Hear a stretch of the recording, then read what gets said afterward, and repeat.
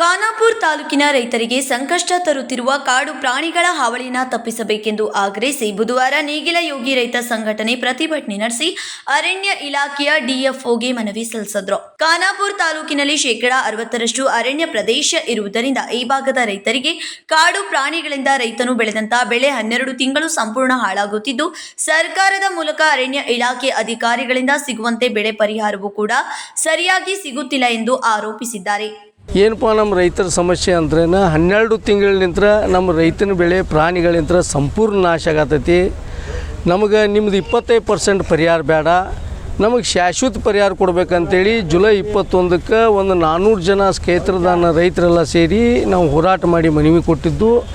ಇವತ್ತು ಅದೇ ರೀತಿ ಇಲ್ಲಿ DFO ಸಾಹೇಬ್ರಿಗೂ ಕೊಟ್ಟು ನೀವು ಸರ್ಕಾರಕ್ಕೆ ಯಾವ ರೀತಿ ಒತ್ತಡ ಹಾಕ್ತಿರೋ ಗೊತ್ತಿಲ್ಲ, ಆದರೆ ಪ್ರಾಣಿ ಹಾವಳಿಯಿಂದ ನಮ್ಮ ರೈತನ ಬೆಳೆ ನಾಶ ಆಗೋದನ್ನು ಸಂಪೂರ್ಣವಾಗಿ ನೀವು ತಪ್ಪಿಸಬೇಕು.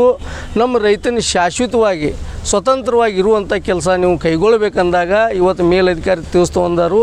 ಯಾಕಪ್ಪ ಅಂದ್ರೆ ಅಲ್ಲಿ ನಾವು ಹಿಡ್ಯಾಕೆ ಹೋದ್ರೆ ನಮ್ಮ ಮ್ಯಾಲೆ ಕೇಸ್ ಮಾಡ್ತಾರೆ. ಆ ಪ್ರಾಣಿಗಳ್ನ ಆ ಕಡೆ ಈ ಕಡೆ ಎದುರು ಮಾಡೋಕೆ ಹೋದ್ರೆ ನಾವು ಹಿಡಿದಂಗೆ. ಆಮೇಲೆ ಅವರು 12 ತಿಂಗಳು ಬೆಳೆ ನಾಶ ಮಾಡಿದ್ರೆ ನಾವು ಹೊಟ್ಟಿಗೆ ಏನು ತಿನ್ನೋದ?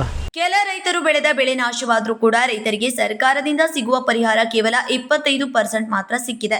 ರಾಜ್ಯ ಸರ್ಕಾರ ಅರಣ್ಯ ಅಧಿಕಾರಿಗಳ ಮೂಲಕ ಖಾನಾಪುರ ತಾಲೂಕಿನ ಕಾಡಂಚಿನಲ್ಲಿ ಬರುವ ಎಲ್ಲ ರೈತರ ಜಮೀನುಗಳಲ್ಲಿ ಬೆಳೆದಂತ ರೈತನ ಬೆಳೆಗೆ ಶಾಶ್ವತ ಪರಿಹಾರ ಒದಗಿಸಿ ಕೊಡಬೇಕೆಂದು ಒತ್ತಾಯಿಸಿದರು. ಸಂಕಲ್ಪ ಶಿಂದೆ, ಕೆಎಂಎಂ ಕನ್ನಡ ನ್ಯೂಸ್, ಬೆಳಗಾವಿ.